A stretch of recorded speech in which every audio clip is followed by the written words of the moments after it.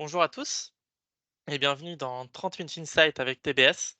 Donc sur l'année 2024, on va faire une série de webinars sur les technologies Microsoft, que ce soit ERP, CRM, les nouveautés et la sécurité. Donc aujourd'hui, c'est la sécurité sur comment sécuriser votre environnement, comment sécuriser votre environnement Microsoft 365. Donc moi, c'est Jérôme Marinthe, je suis chef de projet et RSSI chez TBS. Et donc je vais vous présenter ce webinaire. Si vous avez des questions, n'hésitez pas à les écrire dans le chat et je répondrai à la fin. C'est parti. Dans un premier temps, je vais faire un constat global de la cybersécurité et plus particulièrement chez Microsoft. Je parlerai également de NIS 2. C'est une nouvelle directive de cybersécurité en Europe qui arrive chez nous en octobre 2024. Je présenterai ensuite succinctement les différents outils de Microsoft de sécurité, comment ils coexistent, comment ils s'intègrent entre eux, comment ils s'intègrent dans l'écosystème Microsoft. Ensuite, il y aura une démo sur 3 outils pour vous montrer comment améliorer rapidement votre posture de sécurité. Et finalement, je répondrai à vos éventuelles questions. Alors, je voulais déjà commencer par évoquer quelques chiffres de cybersécurité sur l'année 2023. Des chiffres globaux sur la cybersécurité et des chiffres plus précis sur Microsoft. Globalement, on a quand même 74 des incidents de sécurité qui proviennent d'erreurs humaines. Vraiment, l'humain, c'est la première cause d'incidents de cybersécurité. En moyenne, il faut 197 jours pour identifier une atteinte aux données. Une atteinte aux données, c'est, des données qui ont été compromises, des données de l'entreprise qui ont été compromises. On a également 80 des organisations qui prévoient d'augmenter leur budget cybersécurité. Ça fait quelques années que les budgets des augmentent et 2024, ça va pas changer. Vraiment depuis le covid et la guerre en Ukraine, la cybersécurité devient vraiment un atout majeur pour les entreprises. Côté Microsoft, Microsoft, ils se positionnent vraiment comme un des leaders en termes de cybersécurité et plus particulièrement dans leur écosystème. Ils analysent près de 65 trillions de signaux, des signaux de tous les entreprises qui gèrent. Il y a 4000 menaces d'authentification d'identité qui sont bloquées par seconde.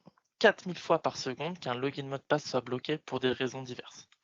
Microsoft, c'est également 135 millions d'appareils qui sont gérés. Et un constat qui a été fait par Microsoft, c'est que il y a environ 80 et 90 des compromissions qui viennent d'appareils non gérés. Donc vraiment, c'est un prérequis que les appareils de l'entreprise soient gérés et connus.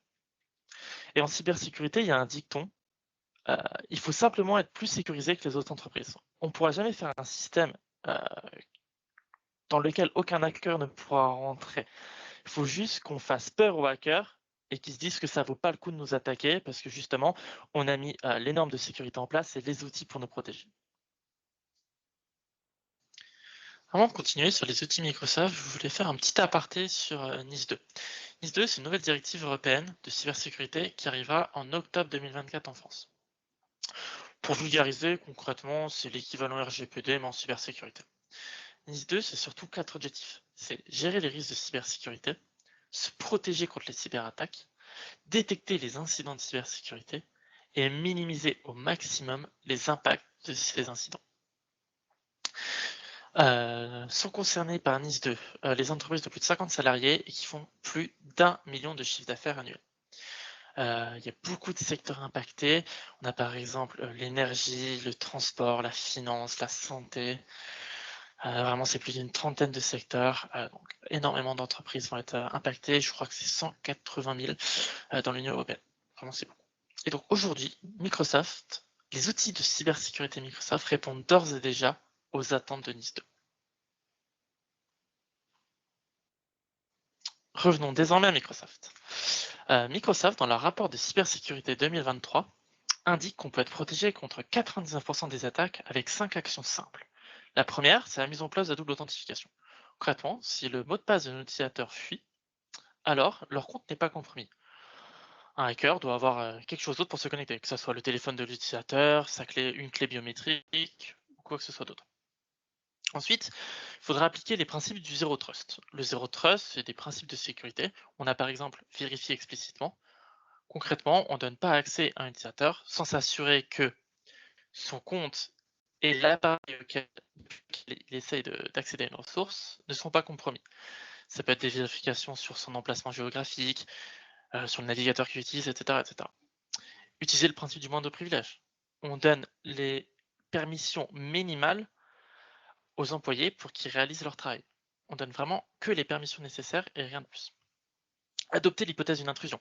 Une fois qu'on a mis en place nos politiques de sécurité, il ne faut pas se dire: «Ah c'est bon, c'est sécurisé, on touche plus à rien». Non, il faut continuellement s'améliorer, continuellement monitorer nos systèmes pour s'assurer d'une amélioration continue et qu'il n'y ait pas d'incident.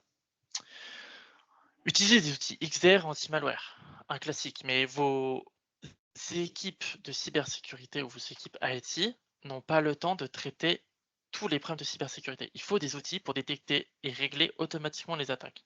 Bien entendu, vos équipes doivent quand même vérifier, mais il faut des outils pour bloquer automatiquement les attaques. Effectuer régulièrement les mises à jour. Un classique, que ça soit les mises à jour de vos serveurs ou de vos postes de travail. La plupart des mises à jour ne sont pas des mises à jour de fonctionnalité, mais des mises à jour de sécurité. Donc c'est quand des failles de sécurité sont détectées, Windows ou des Windows met à disposition des mises à jour pour justement contrer ces failles de sécurité. Et enfin, protéger les données sensibles de votre organisation. Donc, connaître ces données, où elles sont stockées dans votre système d'information, et s'assurer que elles sont protégées de façon appropriée. Les données sensibles, on va mettre plus de protection, quitte à un peu impacter l'expérience utilisateur, pour mieux les protéger.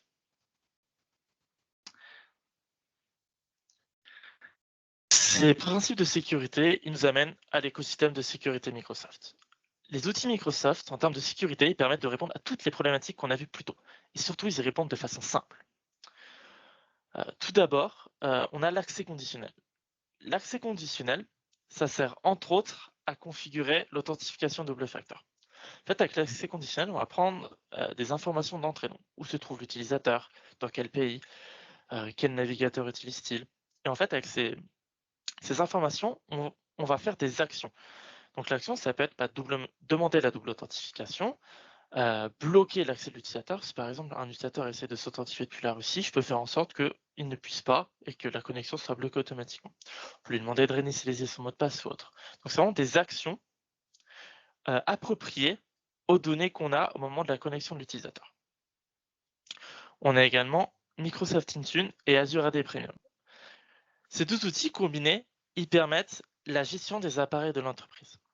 Vous pouvez gérer très facilement toute la sécurité de vos appareils, faire des normes de sécurité et être sûr qu'elles s'appliquent à tous les appareils une fois que ces appareils sont inscrits dans Microsoft Intune. Vous pouvez configurer les applications qui sont téléchargées sur les ordinateurs. Et surtout, ça permet à vos équipes IT et à vos utilisateurs de travailler plus vite. Un nouvel arrivant, il reçoit son PC, il l'allume, il y a tout qui s'installe automatiquement et l'entreprise est sûre que le poste est sécurisé.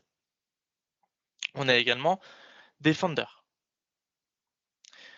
Defender 365, donc c'est concrètement l'antivirus de Microsoft, et il se décline sous plusieurs produits. Donc il n'y a pas tout d'affiché sur cette image, on a Defender for Business, Defender for Office 365, Defender for Cloud, Defender for Identity, donc vraiment il y en a plein. C'est l'antivirus de Microsoft sur toute la gamme de produits Microsoft 365. Donc Defender for Business, ça permet de protéger les appareils de vos utilisateurs. Defender for Office 365, les mails, etc. etc. J'y reviendrai plus tard dans une démo, mais vous verrez, c'est très simple. Et enfin, on a également Azure Information Protection. Alors, je ne vais pas trop m'y attarder, cet outil, mais concrètement, c'est pour protéger vos informations. Vous déclinez vos informations, vous identifiez vos données sensibles et vous les protégez pour que les accès non autorisés, en fait, vous les protégez contre les accès non autorisés. Donc la première démo, elle va se porter sur l'accès conditionnel et la mise en place de la double authentification. Donc vous allez voir, en quelques minutes, on va pouvoir mettre en place de la double authentification. Donc avec un compte utilisateur, je vais me connecter à office.com et vous allez voir que ça va pas me demander de double authentification. Je vais rentrer mon mot de passe et je vais être connecté automatiquement sans rien de plus. Donc là, si mon mot de passe suit, quelqu'un peut se connecter avec. Très simplement. Donc maintenant, sur le même tenant, voilà, avec un compte administrateur, je vais mettre en place de la double authentification. Donc là, je suis sur Entra ID, l'outil que je parlais plus tôt. Dans le menu de l'accès conditionnel, en fait, on peut créer des stratégies. Donc là, je vais en créer une. Je vais créer une nouvelle stratégie. Je vais l'appeler démo MFA. Pour les utilisateurs, je vais sélectionner seulement l'utilisateur avec qui je me suis connecté. Donc c'était l'utilisatrice Adèle Vance. Je la sélectionne. Donc il n'y a que elle qui sera impactée par ce que je fais. On peut également exclure des utilisateurs, notamment des comptes admin ou autres. On peut inclure des applications cloud. Donc là, je vais mettre toutes les applications cloud. Et on peut mettre des conditions. On a par exemple le risque de l'utilisateur. S'il y a des chances que son mot de passe soit compromis, on peut bloquer la connexion.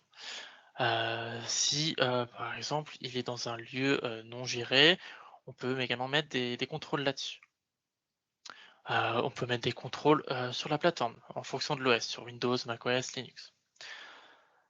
Au niveau de l'emplacement, on peut gérer aussi, on peut bloquer certains pays, on peut bloquer des adresses IP, par exemple le réseau, de l'entreprise. Et aussi des applications clientes pour faire en sorte que ça soit que dans le navigateur ou autre. Et ensuite, on peut donner un contrôle d'accès. Soit on bloque l'accès, soit on autorise l'accès. Et si on l'autorise, on peut exiger par exemple une authentification multifacteur. Donc c'est ce que je vais sélectionner là. Et ensuite, on peut définir à quelle fréquence la double authentification doit être mise en place. Là, par exemple, pour cet exemple, je choisis 1 heure, mais ça pourrait être bien plus. Je sélectionne, active une stratégie. Alors, soit on le met en mode rapport, auquel cas on a des logs, mais rien ne se passe. Soit on l'active, et pour le coup elle est active et il y aura donc la MFA. Soit alors on la désactive et rien ne se passera. Donc, dans ce cas, je choisis activer et je fais créer. Donc ça l'a créé, c'est très rapide. Et je vais maintenant me re-authentifier de la même façon avec le même compte utilisateur que j'ai fait tout à l'heure. Je me reconnecte à office.com, je refais connexion, je retape mon compte utilisateur, le mot de passe. Et là, vous voyez, ça me demande l'authentification dans l'application mobile Authenticator de Microsoft. Là, je tape le code qui affiche à l'écran, 65.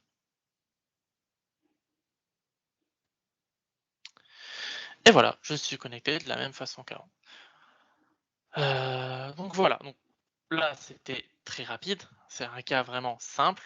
Quand on met de la double authentification, on fait attention au contrôle commun aux utilisateurs, etc. Mais c'est juste pour vous montrer, entre le moment où j'active ma double authentification et au moment où elle est active, où elle est effective, c'est instantané en fait. Et si là, il y a un problème, je redésactive et je peux me reconnecter, sans problème.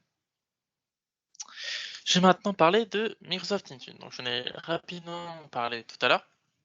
Et donc c'est pour toute la gestion des appareils de l'entreprise. Donc on peut gérer la sécurité de ces appareils, leur configuration, la fréquence de mise à jour, la longueur des mots de passe, etc.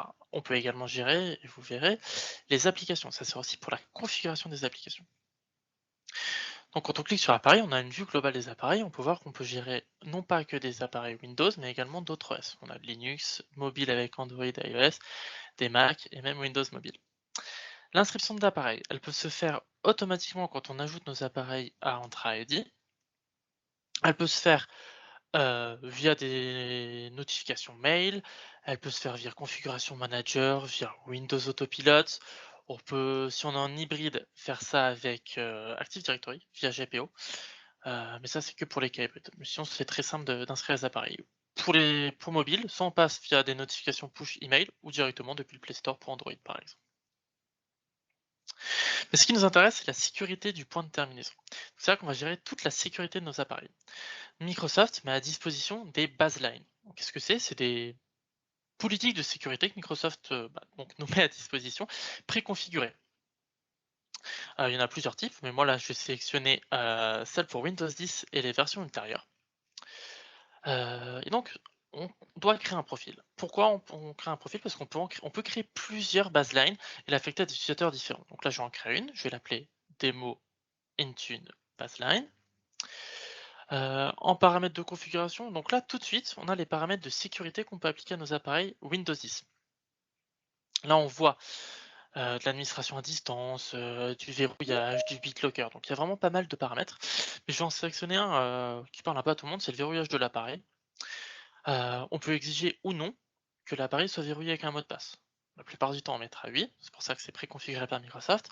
Par défaut, on a 60 jours d'expiration de mot de passe, donc il faudra le changer au bout de ce temps. On peut passer à 90. La longueur du mot de passe, on peut l'augmenter ou pas, on peut bloquer les mots de passe simples, etc., etc. Donc on a vraiment plein de paramètres. Ces baselines-là, on peut l'appliquer à des groupes d'utilisateurs, soit à un groupe de test pour lesquels on teste les modifications qu'on a fait pour être sûr que ça n'impacte pas négativement nos utilisateurs, soit on applique à tous les utilisateurs et on exclut certains groupes d'utilisateurs, soit on peut ajouter un groupe comme je vais faire là. Je vais ajouter au groupe compte team. Je vais faire. Donc là, on voit qu'il y a 18 utilisateurs et 0 appareil parce que je n'ai pas configuré d'appareil comme c'est un tenant de test.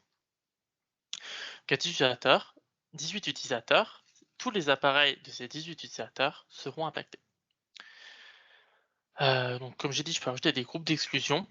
Je ne vais pas le faire là, je vais faire suivant et je vais créer. Donc là, ma baseline est créée. Si je voulais, je pourrais en créer un autre profil et le mettre à un autre groupe d'utilisateurs. En fonction, je sais pas, des départements dans l'entreprise, on pourrait choisir des configurations différentes. Je vais revenir sur sécurité du point de terminaison. Donc là, vraiment, on a vu les baselines, les bases de référence de sécurité. Mais on peut également gérer de façon plus granulaire certaines parties de notre sécurité.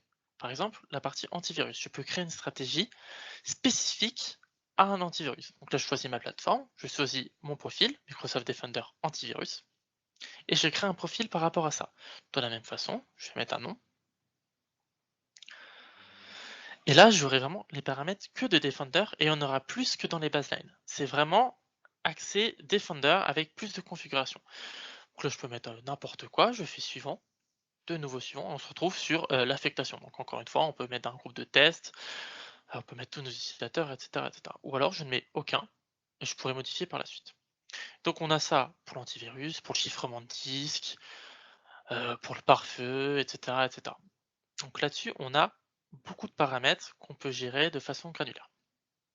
iTunes, ça sert aussi pour les applications.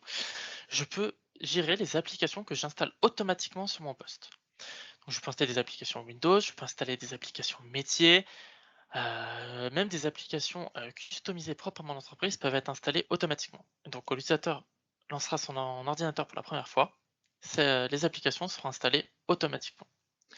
Et c'est l'avantage. Outre la sécurité, ça sert vraiment à la configuration des postes utilisateurs.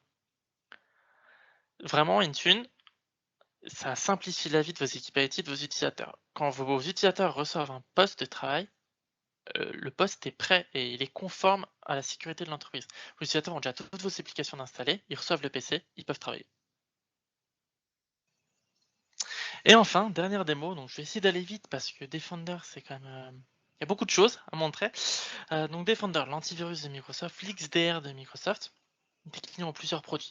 Donc on a Defender for Endpoint pour tout ce qui est poste de travail utilisateur, Defender for Identity pour les identités utilisateurs, Defender for Office 365 avec les mails entre autres, Defender for Cloud Apps avec toutes les applications cloud de l'entreprise. On a également Defender for Cloud pour tout ce qui est Azure et serveurs qui remontent dans Azure. Donc voilà, donc Defender c'est vraiment beaucoup de choses, c'est vraiment le point d'entrée et les informations centralisées de notre sécurité. Un des points les plus importants de Defender, c'est la gestion des incidents et des alertes. Donc les incidents. Donc Microsoft automatiquement va analyser tous les signaux de l'entreprise, toutes les connexions, tous les accès aux mails, tous les mails envoyés, toutes les connexions aux applications. Vraiment, ils vont tout analyser et automatiquement, ils vont générer des incidents s'ils voient qu'il y a des problèmes de sécurité dans les signaux. Donc, il y a plusieurs types de sévérité. Ça va de informationnel pour vraiment de l'information, où il n'y a pas grand chose à faire, à élevé, où là, il faut quand même investiguer parce que il semble y avoir un problème. Donc, je vais ouvrir un incident. Je vais ouvrir celui-ci. Donc, cet incident, vous allez voir. Donc là, on a l'attack story. Donc, c'est vraiment l'onglet qui donne l'histoire de l'incident. Donc, on a plein d'événements. On peut rejouer les événements dans l'ordre chronologique. Donc, on voit que là, ça part du 2 janvier, mais ça finit 17 janvier. Et donc, on peut les rejouer dans l'ordre chronologique et voir vraiment ce qui s'est passé et quand c'est passé, quelle entité a interagi avec l'autre, etc., etc. Bon, là, il y a beaucoup d'événements. Je vais pas tous les jouer. Mais en tout cas, là, on revoit toutes les alertes de sécurité qui ont été détectées, dans quel ordre, et on peut cliquer sur chaque pour les analyser un peu plus en détail. Voilà, donc là, on a la cartographie de tous, les incidents, mais on peut également aller dans les alertes pour voir exactement toutes les alertes de sécurité. Donc là, on voit qu'il semblerait qu'un utilisateur Alex Wilbert, ait un problème et qu'il y ait des tentatives de brute force, sur Azure avec son compte. On voit qu'il y a des connexions en dehors du Royaume-Uni. On voit qu'un utilisateur a essayé de se loguer depuis différents pays sous 3 heures, donc c'est quand même, c'est suspect. Donc on voit qu'il y a beaucoup d'alertes. On voit, la source de l'alerte, là, c'est Microsoft Sentinel. On peut également voir les assets, donc ce qui a été impacté par l'incident. Donc on voit qu'il y a 2 appareils utilisateurs, il y a pas mal d'utilisateurs, il y a une boîte mail et il y a 7 applications. Heu, donc, on n'en voit qu'une là, mais il y en a plusieurs parce que sur Portal et Istekin sont plusieurs applications. Et on peut voir également les preuves et les réponses qu'il y a eu à cet incident. Donc là, on voit, par exemple, les IP de chaque tentative de connexion. Et on voit que c'est suspicieux parce que potentiellement c'est en dehors de UK, et cetera. Et concrètement, après, on a un résumé de ce qui a été réalisé. On peut voir si l'incident est encore actif, donc si Microsoft souhaite, entre guillemets, qu'on regarde de nouveau l'incident, vraiment, voilà, ça nous résume l'incident, concrètement. Donc là, on peut voir qu'il y a beaucoup d'incidents quand même, mais voilà, donc à noter que tout est fait automatiquement. Les incidents se créent automatiquement et c'est à nous de les regarder ensuite. On peut mettre des notifications par mail, on peut être alerté de plusieurs façons différentes, mais voilà, c'est aux équipes de cybersécurité et d'IT de regarder, les alertes jugées, très suspectes. Qu'est-ce qu'on peut faire d'autre avec Defender? Donc là, c'est Defender for Office 365. On peut également faire des, simulations de phishing.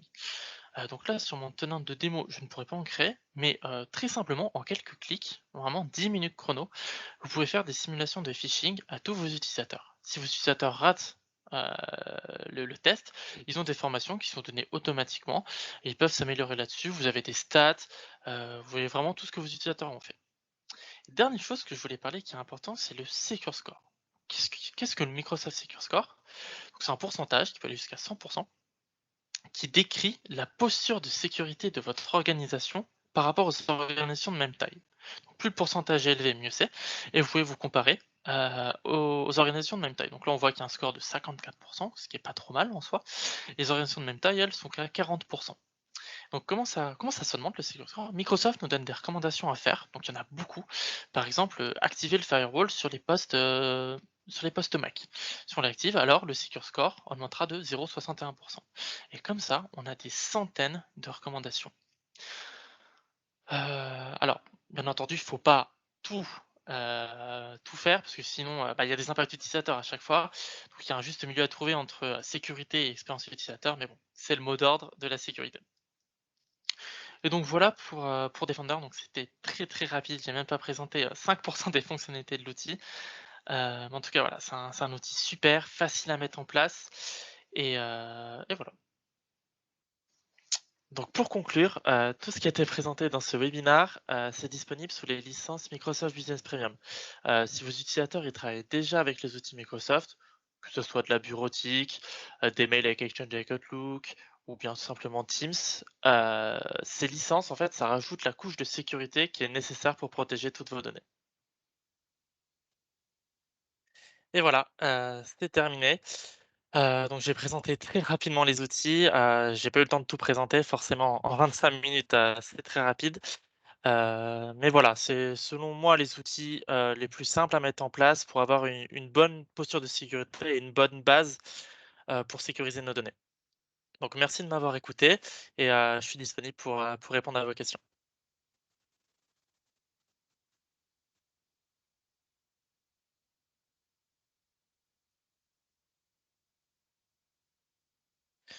Alors le coût de la licence Business Premium, alors il y a les coûts publics et les coûts que vous pouvez avoir via un partenaire. Alors sachant que les prix ils ont monté récemment, mais je crois, corrige-moi Pierre-François si je me trompe, mais c'est à 21,60 là, je crois bien, par mois par utilisateur. 20,60 voilà, c'est ça, 20,60 €. Bonjour, une solution simple à mettre en place pour la double authentification des utilisateurs qui n'ont pas de téléphone pro. Alors oui, c'est toujours compliqué quand les utilisateurs ils ont pas de téléphone pro. La solution, alternative la plus sécurisée, c'est de passer par des clés biométriques, des clés FIDO2 ou, alors il y en a plusieurs types, il y en a plusieurs, il y en a une, c'est par empreinte, il y en a, c'est simplement au toucher ou il y en a d'autres où il y a un mot de passe qui est écrit sur la clé en continu et il faut rentrer le mot de passe là. Mais si les utilisateurs n'ont pas de téléphone pro, oui, il y a des alternatives, comme les clés FIDO2. Et globalement, si les utilisateurs utilisent leur téléphone pro, idéalement, il faut mieux utiliser l'application authenticateur de Microsoft au lieu de passer par du SMS et des appels, c'est plus sécurisé.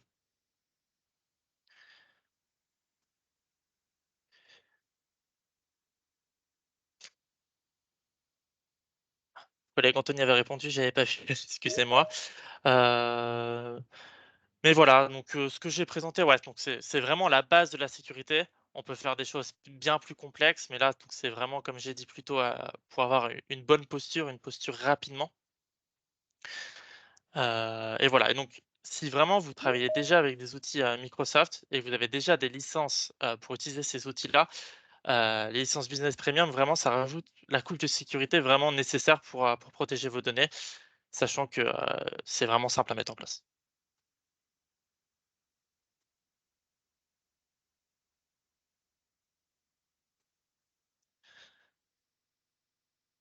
Donc voilà, bah, s'il y a pas d'autres questions, on va en rester là, mais en tout cas, n'hésitez pas à nous contacter, si vous avez d'autres questions ou si vous souhaitez une démo un peu plus, personnalisée.